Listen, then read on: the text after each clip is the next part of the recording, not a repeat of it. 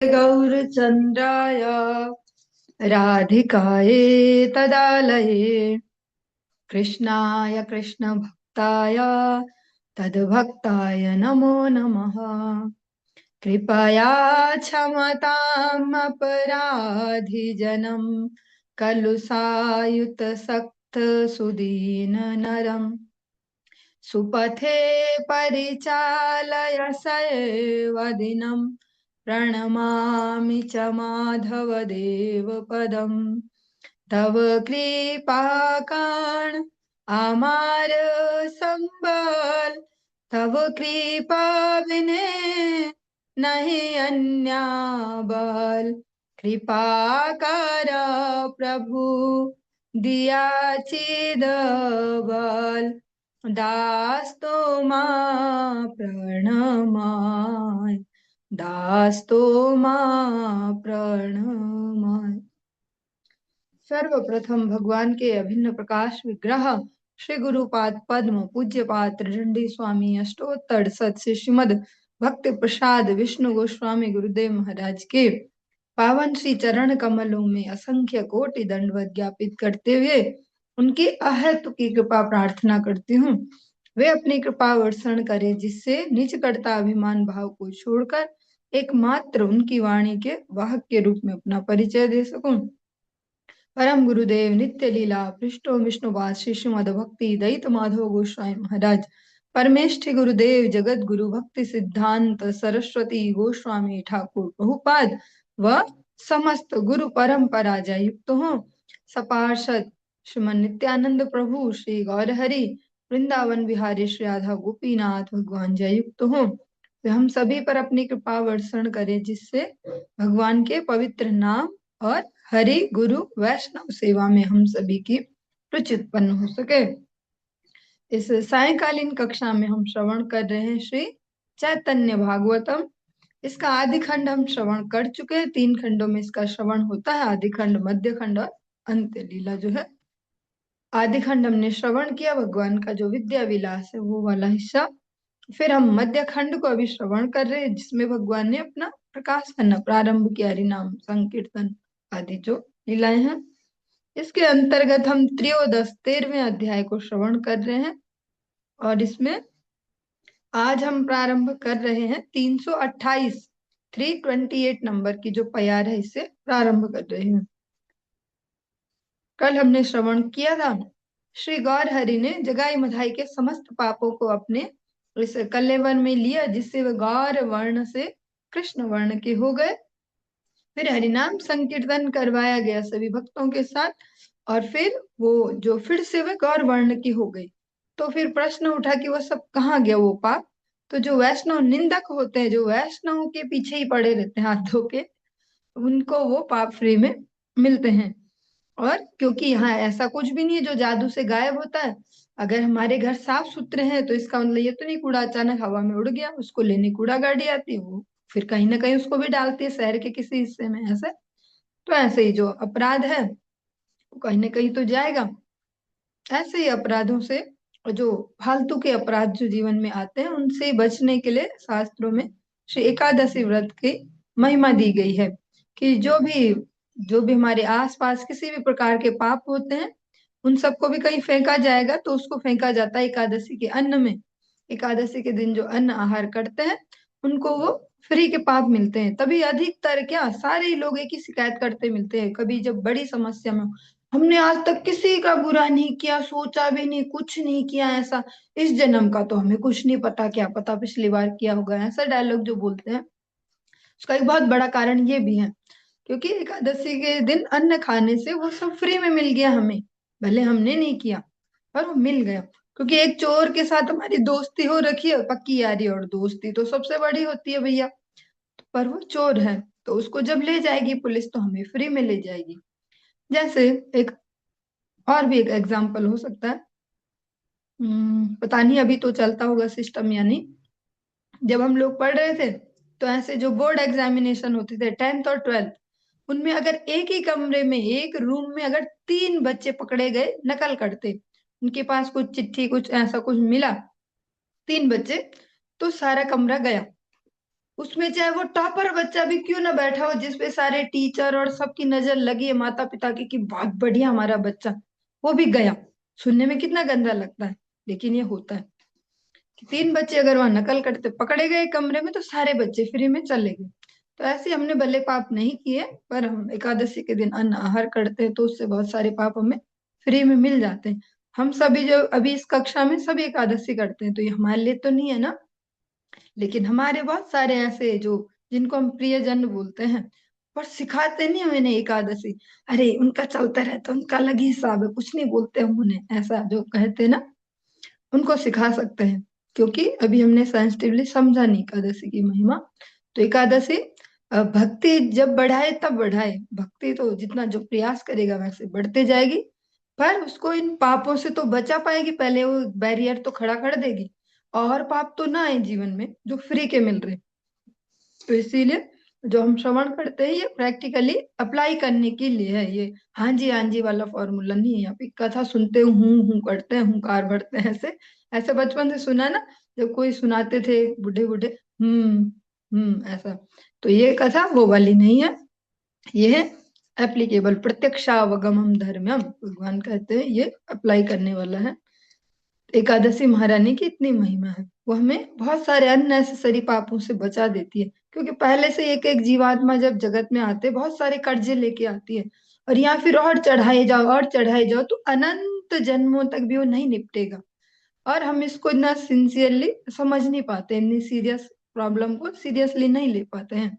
इसीलिए शायद अपने प्रियजनों को हम ज्यादा बोल नहीं पाते कि भैया एकादशी को अरे आ, याता ने पालन करी, यत्न पूर्वक करना चाहिए। नहीं हो सकती किसी से नेट जला, किसी से जला, ऐसे ऐसे फलाहार करो 4 5 बार 6 बार 10 बार, 10 बार भी कर सकते हैं अगर जिसकी जैसे सामर्थ्य है, पर अन्न न खाया जाए तो फिर वो बहुत सारे अननेसेसरी पापों से बच पाएंगे।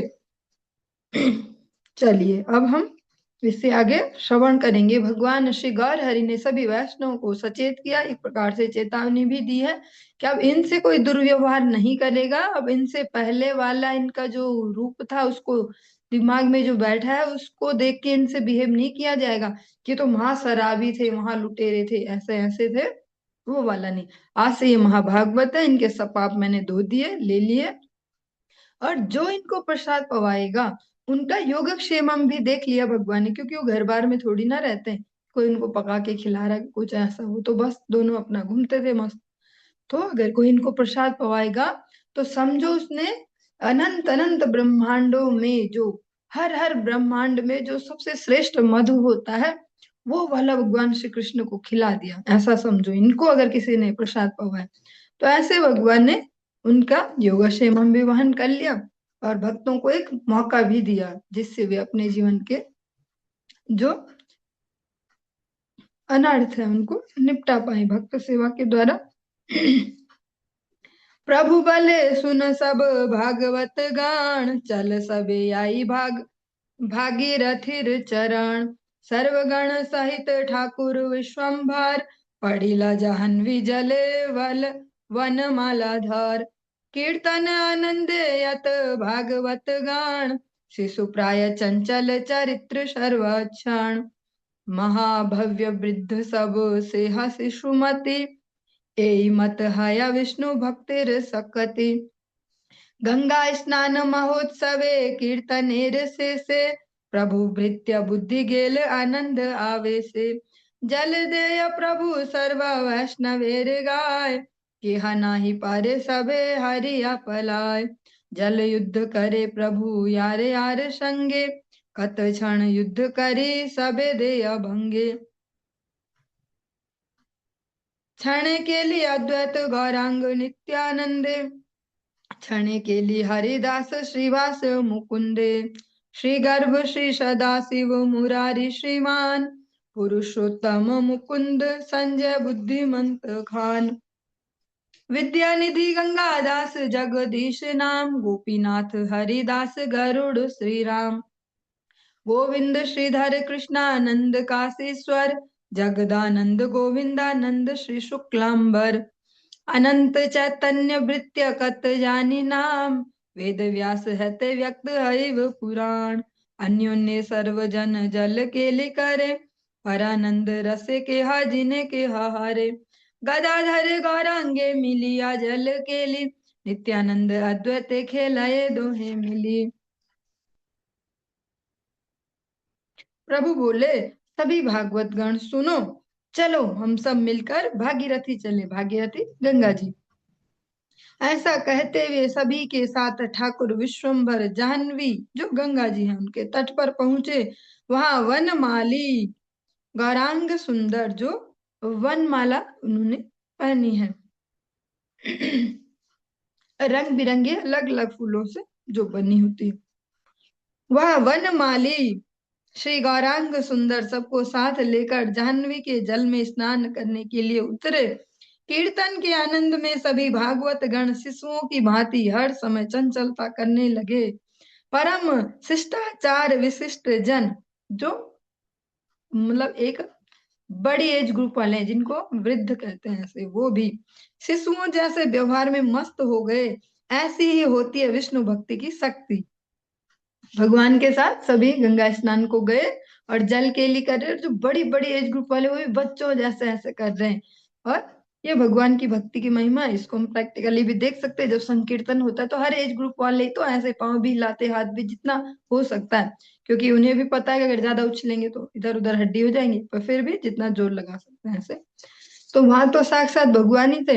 ऐसा एक प्रसंग याद आया, वैसे इससे कोई उसकी तुलना नहीं है पर फिर भी सिमिलर सिमिलर थोड़ा सा।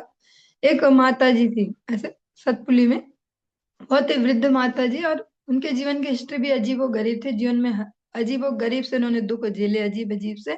बस भगवान की ये कृपा रही कि वो गुरुदेव की उनको शरण मिल गई। और ज्यादा क्या, वो पढ़ी लिखी थी ही नहीं, और हर प्रकार से ही सब कुछ, वो धन से भी हर प्रकार से दुखी दुखी है सब। लेकिन हरिनाम उनके जीवन में है।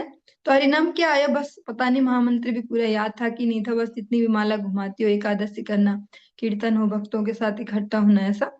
और अपना कुछ स्कूल में, एक उस स्कूल में मैं भी पढ़ा चुकी थी, वहां पे वो जॉब भी करती थी ऐसे, थोड़े आया जैसे ऐसा ऐसा कुछ। और फिर बड़ी एज ग्रुप थी तो स्कूल वालों को भी लगा एक दिन की भैया कभी छापा पड़ गया कि 60 साल में तो लोग रिटायर होते हैं, 80 साल वाले भी यहाँ जॉब करें। उन्होंने भी ससम्मान रिटायर कर दिया, जाओ अब घर जाओ। वो भी गया कमाई का साधन। और जैसे जैसे चल रहा था जीवन हाँ, पर जो मेन टॉपिक है वो ये है कि मतलब उनको ज्यादा कुछ ऐसे पता नहीं है। श्लोक तो कभी रटे कहाँ से रटेंगे वो ऐसे, बुद्धि योग जो भी। बस माला जितना किया, कीर्तन में जितना आए, भक्तों के आसपास घूमते रहे, सुबह शाम उनसे बैठे, उनसे बातें सुनी, गुरु जी आए दंडवत किया, साधु आए दंडवत किया, ऐसे ऐसे। पर जो मेन पॉइंट है इसमें जैसे था कि जो बूढ़े होते हैं वो भी वहां नाच रहे थे, वहां खेल रहे थे पानी में। जिस दिन उनका शरीर छूटा माता जी का, उस समय एक जो ऐसे वैष्णव है वो भी, महाराज जी भी वहां आ रखे थे। और उसी दिन वहां पे पास में ही जो व्यास घाट है, जहाँ व्यास देव ने वहां तपस्या भी की है, वहां पर ही कोई वैष्णव मंदिर बन रहा था। अभी तो वैष्णव के उसमें नहीं, कोई और ने उसको अधिग्रहण ऐसे कब्जा कर लिया पर वहां पर कुछ प्रोग्राम होना था भगवान का, वहां पे गई, खूब ऐसे बच्चों जैसे नाचे, ऐसे ही जैसे सुन रहे थे, खूब नाची, सब खूब नाचो कूदो खुशी से। और फिर दूसरे दिन ऐसे बस थोड़ा सा अपने घर की छत से ऐसा गिरे गली में, और फिर ले जा रहे थे ऐसे, शरीर भी छूट गया। और ज्यादा तड़पना भी नहीं हुआ, पैसे भी खर्च नहीं हुए, हॉस्पिटल के खर्चे वहां पड़े पड़े सड़ो, कुछ नहीं। और वो जो महाराज जी आए थे उनके हाथ से उनका संस्कार भी हो गया। तो सब अच्छे से हो गया। जो वहां से पॉइंट लेना था वो ये था कि भक्ति की ये महिमा है, जो भगवान की भक्ति है उसमें फिर वो बाहर के एज ग्रुप से ज्यादा प्रभाव नहीं पड़ता। ऐसी ही होती है विष्णु भक्ति की शक्ति। गंगा स्नान रूपी महोत्सव में और कीर्तन के अंत में आनंद आवेश से प्रभु भृत्य स्वामी सेवक का अंतर दूर हो गया। सभी वैष्णवों के शरीरों में प्रभु ने जल प्रदान किया। वह जल केली कर रहे हैं भगवान के साथ। उन कोई उनसे टक्कर नहीं ले सकता था, सभी हार स्वीकार कर भाग जाते थे। जिन जिनके साथ प्रभु ने जल युद्ध किया, कुछ देर तक युद्ध करने के बाद सभी को भागना पड़ा। जैसे अगर अभी इसको कैसे समझ पाएंगे? अगर कभी छोटे बच्चों को ले जाओ ऐसी जगह पे, नदी वगैरह से, तो तब वहां वो खुद ही शुरू कर देते हैं। क्षण में अद्वैत गौरांग नित्यानंद के बीच क्रीड़ा होती थी, तो क्षण में हरिदास श्रीवास और मुकुंद के बीच श्री गर्भ श्री सदाशिव मुरारी श्रीमान पुरुषोत्तम मुकुंद संजय बुद्धिमंत खान विद्यानिधि, जो पुंडरीक विद्यानिधि, गंगादास जगदीश गोपीनाथ हरिदास गरुड़ श्री राम गोविंद श्रीधर कृष्णानंद काशीश्वर जगदानंद गोविंदानंद श्री शुक्लांबर आदि अनंत चैतन्य भृत्य हैं। मैं कितनों का नाम जानता हूँ। वेद व्यास द्वारा भावी काल में पुराण में यह व्यक्त होगा। परस्पर सभी जल के लिकर रहे थे, सभी परानंद रस में विभोर थे। कोई जीत रहा था तो कोई हार रहा था। गदाधर और गौरांग मिलकर जल के लिकर रहे थे। उधर नित्यानंद और अद्वैत दोनों मिलकर एक साथ क्रीड़ा कर रहे थे।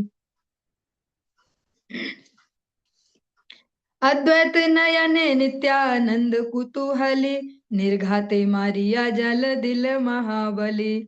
दुई चक्षु अद्वैत मिलिते नाही पारे, महाक्रोधावेशे प्रभु गाला गली पड़े। नित्यानंद मद्यपे करिल चक्षुकाण, कोथा हईते मद्यपेर हेल उपस्थान। श्रीनिवास पंडितेर मूले जाति नाय, कोथाकार अवधूते आनी दिल ठाय। सचिर नंदन चोरायत कर्म करे, निरवधि अवधूत सहति विहरे। नित्यानंद भले मुखे नाही वास लाज, हारिले आपने आरे कंदले की काज। गौरचंद्र बले एक बारे नाही जानी, 3 बार हैले से हार जीत मानी। आर बार जल युद्ध अद्वैत निताय, कौतुक लागिया एक देह दुई ठाय। दुई जने जल युद्ध केहा नाही पारे, एक बार जिने केहा आर बार हारे। आर बार नित्यानंद संभ्रम पाइया, दिलेन नयन जल निर्घात करिया। अद्वैत पाइया दुख बले माता लिया, सन्यासी नहाय काबू ब्राह्मण वधिया। पश्चिमार घरे घरे खाई याछे भात, कुल जन्म जाति केहा ना जाने को थात। पिता माता गुरु नाही जानी ये की रूप, खाए पर सकल भलाए अवधूत। नित्यानंद प्रति स्तव करे व्यपदेशे, सुनी नित्यानंद प्रभु गण सहहासे। सहारे मु सकल मुहार दोष नाय, एत बलि क्रोधे ज्वले आचार्य गोसाई। आचार्येर क्रोधे आसे भागवत गान, क्रोधे तत्व कहे ये न सुनि कुवचन। हेन रस कले हर मर्म न बुझिया, भिन्न ज्ञाने निंदे वंदे से मरे पुड़िया। नित्यानंद गौरा चंद यारे कृपा करे, से वैष्णव वाक्य बुझी वारे पारे। से कत क्षणे दुई महाकुतूहली, नित्यानंद अद्वैत हाइल कोलाकुली। महामत्त दुई प्रभु गौर चंद्र रसे, सकल गंगार माझे नित्यानंद वासे। महाबली नित्यानंद ने कुतूहल वश अद्वैत की आंखों में जल से आघात किया। इससे अद्वैत दोनों आंखें खोलने में असमर्थ हो गए और महाक्रोध के आवेश में नित्यानंद प्रभु को गाली देने लगे। नित्यानंद, मद्यप ने हमारी आंख को काना बना दिया। यह मद्यप कहाँ से आ गया? असल में श्रीवास पंडित की कोई जाति नहीं है, न जाने कहाँ से कहाँ के रहने वाले इस अवधूत को बुलवा कर अपने घर में जगह दे दी। चोरा सचिनंदन इतने सारे कर्म करता है, निरंतर अवधूत के साथ विहार करता है। नित्यानंद बोले, तुमको लज्जा नहीं होती है? अपने आप हारे हो, अब झगड़ा किस बात का? जैसे बच्चे करते हैं, बच्चों का झगड़ा देखा होगा, इसीलिए कोई बीच में घुसता ही नहीं। इनका कुछ नहीं पता कहाँ से पकड़ते कहाँ तक खत्म करते। गौरचंद्र बोले, एक बार में निर्णय नहीं लिया जा सकता, 3 बार होने से हार जीत का निर्णय होगा। फिर एक बार अद्वैत और निताय के बीच जल युद्ध हुआ। केवल कौतुक के कारण एक ही देह के दो प्रकाश हुए थे। दोनों में जल युद्ध हुआ, कोई भी सक्षम नहीं हो पाया। कोई एक बार जीतता है तो दूसरी बार हार जाता है। फिर नित्यानंद ने उत्साह के साथ अद्वैत की आंखों में जल मार दिया। दुखित होकर अद्वैत कहने लगे, मत वाले, ब्राह्मण का वध करके कभी कोई सन्यासी नहीं बन सकता है। पश्चिम देश के घर घर में इसने अन्न ग्रहण किया है। इसके कुल जन्म जाति के बारे में कोई कुछ नहीं जानता है। इसके पिता माता गुरु आदि के बारे में किसी को कोई जानकारी नहीं है। सब कुछ खाता है, सब कुछ पहनता है और अपने आप को अवधूत कहलाता है। इस प्रकार से अद्वैत प्रभु ने छल पूर्वक नित्यानंद का स्तवन किया और इसे सुनकर गण सहित नित्यानंद प्रभु हंसने लगे। जैसा इस सीन को हम कहाँ जोड़ सकते हैं, बहुत ही सुंदर जगह। जो दक्ष प्रजापति हैं वो शिव जी की ऐसे ही स्तुति करते हैं अब शब्दों के द्वारा। ये अवधूत शमशानों में रहने वाला, साफ सफाई इसको कुछ पता नहीं, ऐसे आचार व्यवहार कुछ नहीं पता, समाज में कैसे उठते बैठते हैं, क्या अजीब अजीब भूतों को लेके रहता है, ऐसा ऐसा, वैसे ही वो परोक्ष रूप में उनकी स्तुति ही है। मैं सबका संहार कर दूंगा, इसमें मेरा कोई दोष नहीं है। अब अद्वैताचार्य ने कहा, अब मैं सबका संहार कर दूंगा, अब मेरी कोई गलती नहीं होगी। ऐसा कहते हुए अद्वैत आचार्य क्रोध में जलने लगे। आचार्य का क्रोध देखकर सभी भागवत गण हंसने लगे। क्रोध के माध्यम से आचार्य ने जिस तत्व को प्रकाशित किया वह सुनने में कुवचन जैसा सुनाई देता था। इस प्रकार की रस कलह के मर्म को न समझकर जो भिन्न ज्ञान से एक की निंदा और दूसरे की वंदना करता हुआ अपराध से दग्ध होगा। नित्यानंद गौर चंद्र जिन पर कृपा करते हैं वे ही वैष्णव वाक्यों को समझ सकते हैं। कुछ ही समय के बाद दोनों महाकुतूहली नित्यानंद और अद्वैत परस्पर आलिंगन करने लगे। क्योंकि ऐसा ही होता बच्चों का झगड़ा, चाहे वो कितने ही बड़ी बड़ी बातें भी कर लेते हैं, और तेरे घर में तो ऐसा होता, मुझे भी पता है, वैसा और वैसा, अजीब अजीब बातें। और फिर जो उनके बीच में घुसा वही मारा जाता है, क्योंकि वो तो फिर लास्ट में एक जैसे हो जाएंगे और जो बीच में घुसा वो फंस जाएगा।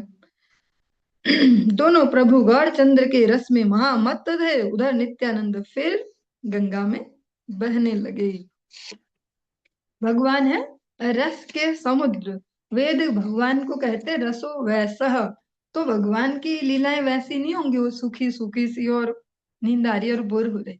भगवान जब भी लीला करेंगे, धराधाम पे आएंगे, तो ऐसी लीलाएं होंगी जिनको 1000 बार भी सुन लो तभी नई नहीं लगेंगे। राम जी की कथा तो सबको ही पता, हाँ वहां जन्म हुआ था, यज्ञ हुआ था, फिर ऐसे हुआ, फिर वैसे हुआ, फिर ये हुआ, फिर स्वयंवर हो गया, फिर अ, वन भेज दिया, फिर। लेकिन उनको ही बार बार सुनते और आनंद मिलता है। श्री भगवान श्री कृष्ण की सबको ही तो याद हो गया। पहले पूतना मारी, फिर ये मारा, अघासुर, बकासुर, धेनुकासुर, ऐसा ऐसा ऐसा हो गया। लेकिन उनको ही बार सुनते और आनंद मिलता है।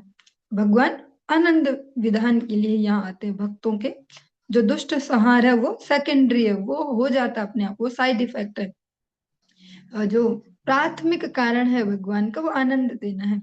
क्योंकि जिस जगत में सभी जीव हैं, इसको नाम दिया अशाश्वतो दुखालयम। दुखालयम अशाश्वतम। भगवान भगवत गीता में 2 जगह कह रहे हैं, अनित्यम असुखम लोके। दोनों जगह यही बोला कि ये नॉट परमानेंट है और दुखों का घर है। तो ऐसी जगह जो आएंगे वो सभी दुखी ही है ना। तो भगवान भी यहाँ सबको आनंद देने आ रहे हैं, पर सब अपने अपने भाग्य अनुसार ही ले पाएंगे। पर स्पेशली जो भक्त गण है, भगवान उनको आनंद देने आते हैं। तो इसलिए ऐसे रस भरी सारी लीलाएं चलती हैं। जिस युग में जैसा परिवेश है वैसी लीला और वैसी लैंग्वेज। भगवान रामचंद्र ने वहां संस्कृत में नहीं बोला, न ब्रज भाषा में बोला, न बंगाली में। भगवान श्री कृष्ण ने अवधी में नहीं बोला, बंगाली में नहीं बोला, ब्रज भाषा में बोला। भगवान गौर हरि जिस समय जिस स्थान पर है उसकी भाषा को उन्होंने लिया, उसमें ही उसका आनंद भी आएगा।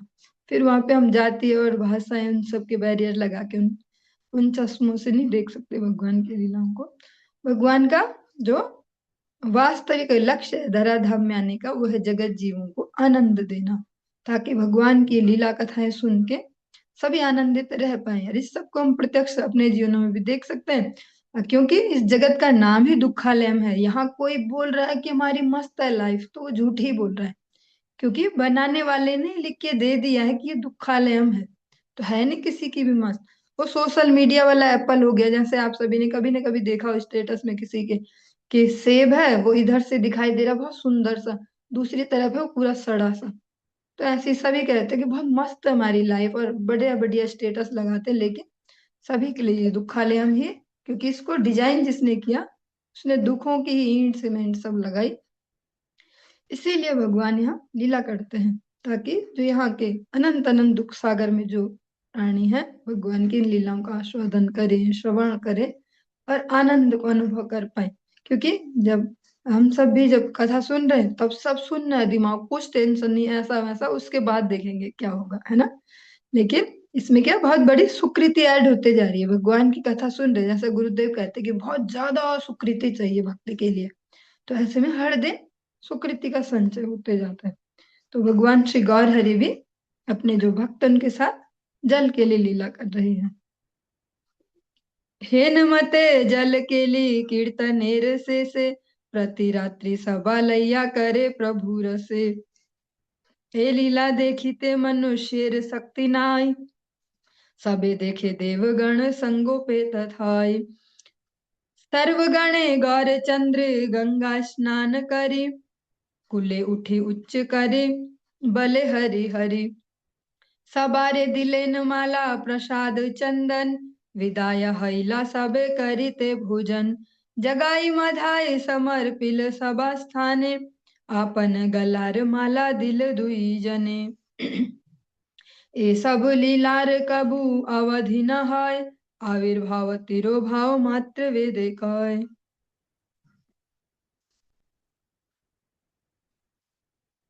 इस प्रकार से कीर्तन के उपरांत प्रत्येक रात्रि को महाप्रभु सबको लेकर आनंद पूर्वक जल क्रीड़ा किया करते थे। पहले संकीर्तन और फिर स्नान। इस लीला को देखने की शक्ति मनुष्यों में नहीं है, केवल देवता गण ही छिपकर इस लीला को वहां देखने में सक्षम होते थे। गंगा स्नान के उपरांत सबके साथ प्रभु श्री गौर चंद्र तट पर आकर ऊंची आवाज में हरि हरि बोलते थे। प्रभु ने सबको माला प्रसाद और चंदन प्रदान किया। इसके बाद भोजन करने के लिए सभी ने विदा ली। प्रभु ने जगाई मधाई को भी उन सबके हाथों में सौंप दिया जो भक्तगण हैं, और अपने गले की माला उन दोनों को पहना दी। इन सब लीलाओं का कभी अंत नहीं होता है। वेद कहते हैं कि इन सब लीलाओं का केवल आविर्भाव और तिरोभाव होता है। भगवान की जो लीलाएं हैं वे नित्य हैं। हम जो अपने टाइम को देखते हैं, और ऐसा बचपन से पढ़ा भी होता है व्याकरणों में कि भूतकाल भविष्य काल वर्तमान काल ऐसा, लेकिन जो भगवान की लीलाएं हैं वो भूत और भविष्य में नहीं जाती, हमेशा वर्तमान रहती है, इसलिए नित्य लीला निरंतर वो चलती रहती है।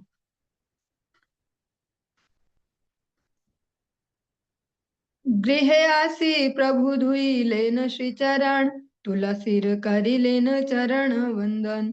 भोजन करिते वशी लेन विश्वम्भर, नैवेद्यान आनि माये करि लागोचर। सर्व भागवते रे करिया निवेदन, अनंत ब्रह्मांड नाथ करेन भोजन। परम संतोषे महाप्रसाद पाइया, मुख शुद्धि करि द्वारे बसिला आसिया। वधु संगे देखे आई नयन भरिया, महानंद सागरे शरीर डुबाइया। घर में आकर प्रभु ने अपने श्री चरणों को धोया और फिर तुलसी की वंदना की। तत्पश्चात प्रभु भोजन करने के लिए बैठे तो माता ने नैवेद्य का अन्न उनके सम्मुख परोस दिया। सभी भागवत जनों को निवेदित करके पश्चात अनंत ब्रह्मांड नाथ भोजन करने लगे। परम संतोष के साथ प्रभु ने महाप्रसाद ग्रहण किया और मुख शुद्ध के उपरांत द्वार पर आकर बैठ गए। महान आनंद सागर में विभोर होकर वधु के साथ सची माता यह सब देख रही थी। आयर भाग्येर सीमा के बलिते पारे, सहस्त्र वदन प्रभु यदि शक्ति धरे। प्राकृत शब्द ये बलि वेक आई, आई शब्द प्रभावे हो तार दुख नाई। पुत्रेर श्रीमुख देखी आई जगन माता, निज देहा आई नाही जाने आछे को था। विश्वम्भर चलिले न करिते शयन, तखन विदाय हया गुप्त देवगण। जो सच्ची मैया है उनके भाग्य की सीमा का वर्णन कौन कर सकता है। एकमात्र सहस्त्र मुख वाले प्रभु अनंत देवी इसमें समर्थ हैं, यदि उनमें शक्ति हो। अब प्राकृत शब्द से भी जो व्यक्ति सच्ची मैया का नाम जो है उसको उच्चारण करेंगे, इस शब्द के प्रभाव से उनको कोई दुख नहीं होगा। जगन माता सच्ची देवी पुत्र के श्रीमुख को देखकर अपनी देह की सुध बुध भी भूल गई थी। जब विश्वम्भर सोने के लिए चले गए तब देवताओं ने भी गुप्त भाव से विदा ली। चतुर्मुख पंचमुख आदि देवगण, निति आसी चैतन्य करये सेवान। देखिते न पाए इहा के आज्ञा बिने, से प्रभु अनुग्रहे भले कारो स्थाने। कौन दिन बसिया था कये विश्वम्भर, सम्मुखे आइला मात्र कौन अनुचर। कोई खाने थाक प्रभु बलय आपने, चारि पांच मुख गुला लोटाया अंगने। पढ़िया छयत नाही लेखा जोखा, तुमरा सब बेरे की ए गुला न देख दे या देखा।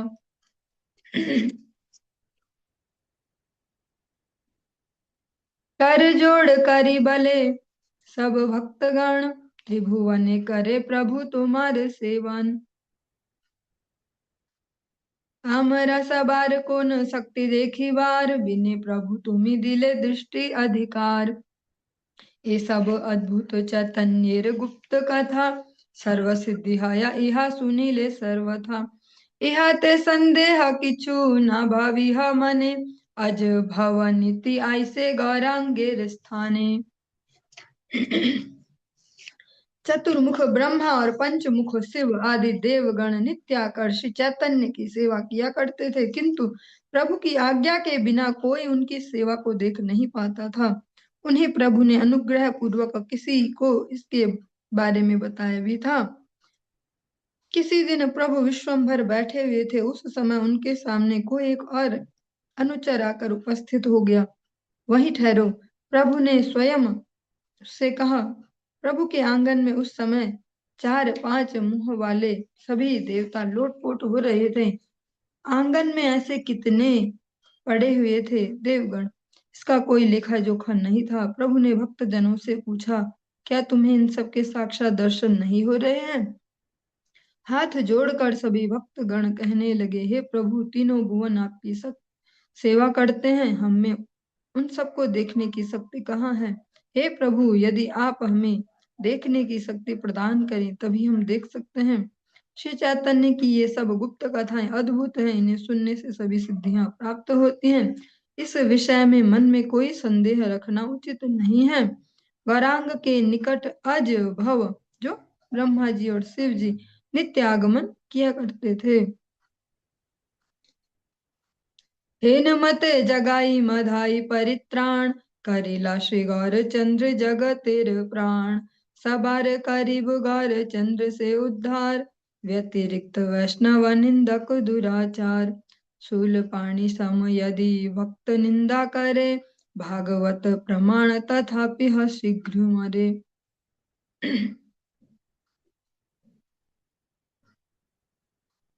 इस प्रकार से जगत के प्राण स्वरूप श्री गौरचंद्र ने जगाई मधाई का परित्राण किया। वैष्णव निंदक दुराचारी के अतिरिक्त गौरचंद्र बाकी सभी का उद्धार करेंगे। ऐसे एक कीर्तन है लोचन दास ठाकुर जी का, उसमें भी ऐसा ही कहते हैं कि जो गौरचंद्र है वे सबका उद्धार करने वाले हैं। हमारे गौरांगे घाटे आदान खेवा पा, जड़ अंध आतुर अवधि पार भव सिंधु पार। के जाबी रे भाई, भव सिंधु पार, আমার ধন্য কলি युग रचय धन्य अवतार। जो कलयुग में श्री गौरचंद्र का अवतार है, परम ही अद्भुत है। इस बार वो सबको ही पाप, जो पाप करने वाले हैं या कैसे भी पापी तापी, सभी को पार करेंगे। लेकिन इसमें कंडीशन भी दी है, वैष्णव निंदक दुराचारी के अतिरिक्त, जो वैष्णव अपराधी हो उनके अतिरिक्त सबका उद्धार करेंगे। शूल पाणी, जो शिव जी हैं, के समान भी कोई यदि भक्तों की निंदा करता है तो भागवत प्रमाण है कि वह शीघ्र विनाश को प्राप्त होता है।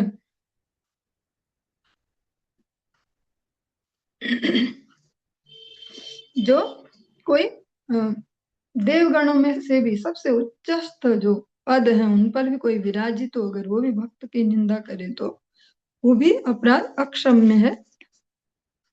ऐसे भागवत जी का एक श्लोक उद्धृत किया गया, हम सभी ने ये श्रवण किया था, पंचम स्कंद के 10वें अध्याय का 25वां श्लोक है। महद्विमानात् सकृत सकृताद्धिमाद्रिक आवाज नहीं नक्ष्यन्त्य। आ आपका थोड़ा नेटवर्क वैसा हो रहा है। दूरादपि शूलपाणिः, जो जड़ भरत हैं उनके प्रति जो रहुगण है, राजा रहुगण, उन्होंने ये कहा था, अगर आप सभी को स्मरण हो, राजा रहुगण की कथा जड़ भरत जी के साथ, जब जड़ भरत जी के उन्होंने कुछ ऐसे वचन सुने जो ज्ञान के, तो वो अंदर तक उनको फिर हिला गए उनके वचन, और तुरंत नीचे उतरे और देखा कि कौन है, और उनसे बातचीत। तो वो बोलते कि भैया मैं किसी से नहीं डरता हूँ, मैं इंद्र के वज्र से नहीं डरता हूँ, मैं इससे नहीं डरता हूँ उससे, पर किसी भक्त का, किसी योग्य जो आचरणशील वैष्णव हो, कोई आचरणशील ब्राह्मण हो, साधु हो, उसके अपराध से मैं डरता हूँ।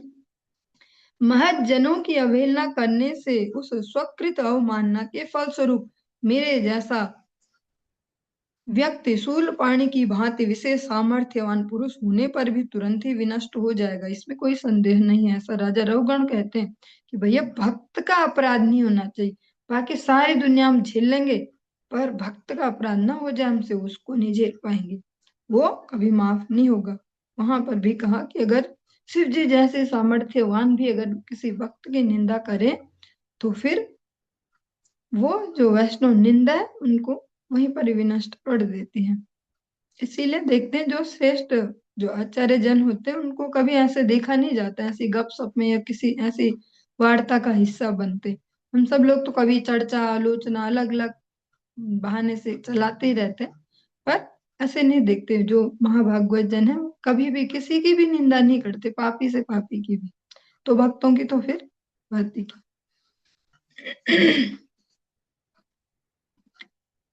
हे न वैष्णव निंदे यदि सर्वज्ञ से जनिर अधपात, सर्वशास्त्रे कई सर्व महाप्रायश्चित ये कृष्णेर नाम, वैष्णवापराधे से ह न मिलये त्राण। पद्म पुराणेर एई परम वचन, प्रेम भक्ति हाय इहा करिले पालन। तभी शास्त्र यही कहते हैं कि यदि सर्वज्ञ होकर भी वैष्णव की निंदा करता है तो उसका अधःपतन निश्चित है। जिस कृष्ण के नाम से सभी बड़े से बड़े पापों का भी प्रायश्चित हो जाता है, वैष्णव के चरणों में अपराध करने पर उस कृष्ण नाम से भी परित्राण नहीं मिलता है। यह परम वचन पद्म पुराण में उल्लिखित है। इसका पालन करने से प्रेम भक्ति की प्राप्ति होती है। जो हम सुनते हैं ना कि यदि ये नामापि हरत्य शेषम गिरि प्रसारा न पाप राशिन, कितना ही बड़े से बड़ा पहाड़ बना लो पापों का, एक नाम उसमें बहुत है, वो जला देगा। लेकिन भक्त के अपराध को नहीं जलाता, ऐसा नाम भी इतना पावरफुल जो नाम है, भक्त के अपराध को नहीं जलाता। इसलिए जो हम सभी भक्ति की प्रैक्टिस में हम सभी के लिए है कि हम इसमें भी देखें, चाहे किसी बहाने चाहे कैसे भी आपस में भी एक दूसरे की चर्चा ना चलाएं तो ठीक रहेगा, क्योंकि उसमें फिर एक दूसरे के इस सब में ही हमारा हरिनाम चला जाता है, इसलिए रिजल्ट भी नहीं दिखते जीवन में और लगता ही नहीं कि हरिनाम करके कुछ फायदा भी हो रहा है।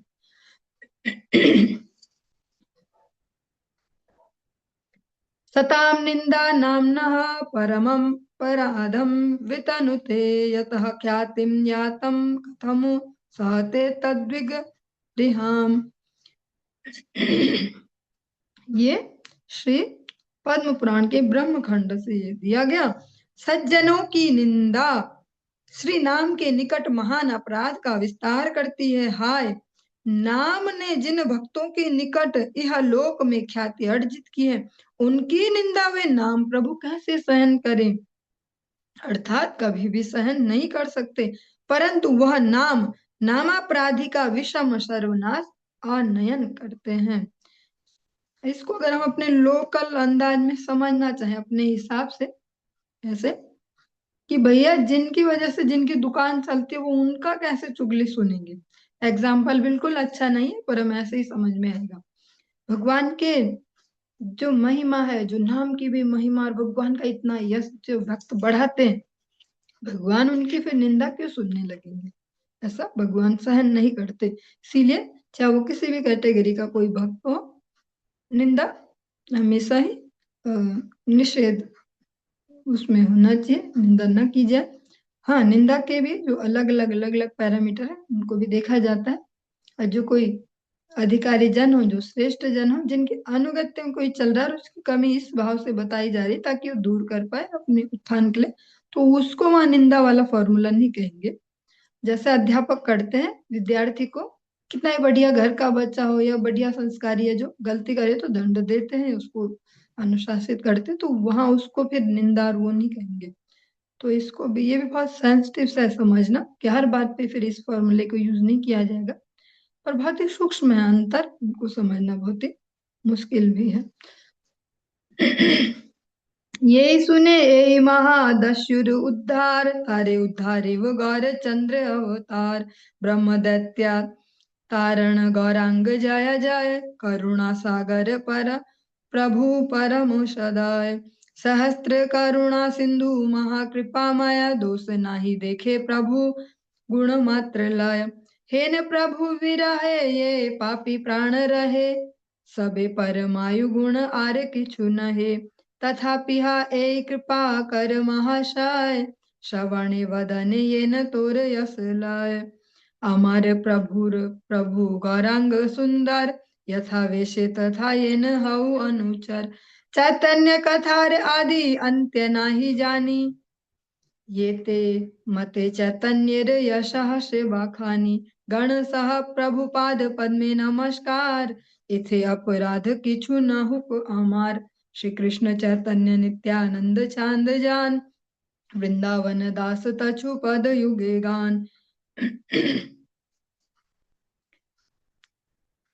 इन महान दस्युओं के उद्धार की कथा को जो सुनेंगे उनका श्री गौर चंद्र उद्धार करेंगे। करुणा सागर प्रभु परम दयालु तथा ब्रह्म दैत्यों के उद्धारक श्री गौरांग की जय हो जय हो। अदोष दर्शी सहस्त्र करुणा सिंधु महाकृपा में प्रभु केवल गुण मात्र ही ग्रहण करते हैं। अदोष दर्शी, भगवान दोष नहीं देखते हैं, भगवान के नेत्रों में चश्मा ही है, वो गुणों को देखने वाला। दोष देखने लगे और भगवान सफाया करने लग जाए तो सारी धरती खाली हो जाए, तो भगवान केवल गुण देखते हैं। ऐसे ही जो महाभागवत जन होते हैं उनमें भी भगवान का यही गुण होता है, वे अदोष दर्शी होते हैं। क्योंकि अगर गुरु वैष्णव भी ऐसे देखने लग जाओ, ये तो वैसा और ये ना ऐसा और ये वैसी और वो वैसी, तो फिर किसी को भक्ति राज्य में प्रवेश ना मिले। तो उनमें भी भगवान का ये गुण होता है कि वे भी अदोष दर्शी होते, गुण देखते वो कौन क्या बढ़िया करता है। कोई कीर्तन में ताली बढ़िया बजा लेता है वो भी बढ़िया, कोई थोड़ा रसोई में हेल्प करता है वो भी बढ़िया है, कोई थोड़ा बोल ज्यादा पाता है ऐसे ऐसे तो वो भी बढ़िया। हर एक के ऐसे से कुछ ना कुछ गुण देखते हैं, वे अदोष दर्शी होते हैं। ऐसे प्रभु के विरह में भी जो पापी प्राण की रक्षा कर रहे हैं, इसका कारण केवल परमायु गुण ही है और कुछ नहीं। फिर भी हे महाशय, ऐसी कृपा कीजिए कि आपके यश का श्रवण और कीर्तन कर सकूं। ये वृंदावन दास ठाकुर जी प्रार्थना कर रहे हैं। गौरांग सुंदर हमारे प्रभु के प्रभु हैं, मतलब नित्यानंद प्रभु के प्रभु। ऐसा हो सके कि वे जहां रहें वहां मैं उनका अनुचर बनकर रह सकूं। चैतन्य कथा का आदि अंत मैं नहीं जानता हूँ, फिर भी जैसे तैसे मैं चैतन्य के यश का बखान कर रहा हूँ। गण सहित प्रभु के पाद पद्मों में मेरा नमस्कार है। इसमें मुझसे कोई अपराध न हो जाए। बहुत ही संवेदनशील बात है, पर धीरे धीरे शायद कभी हम समझ जाएं।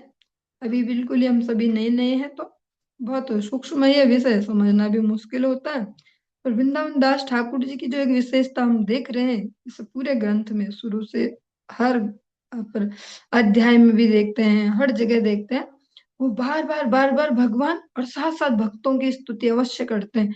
और भगवान और भक्तों के चरणों में अपराध होने से बहुत डरते हैं कि इनसे मुझे कोई अपराध न हो जाए। श्री कृष्ण चैतन्य और नित्यानंद चांद जिनके जीवन है, वे वृंदावन दास उनके युगल चरणों में उनकी महिमा का गान करते हैं।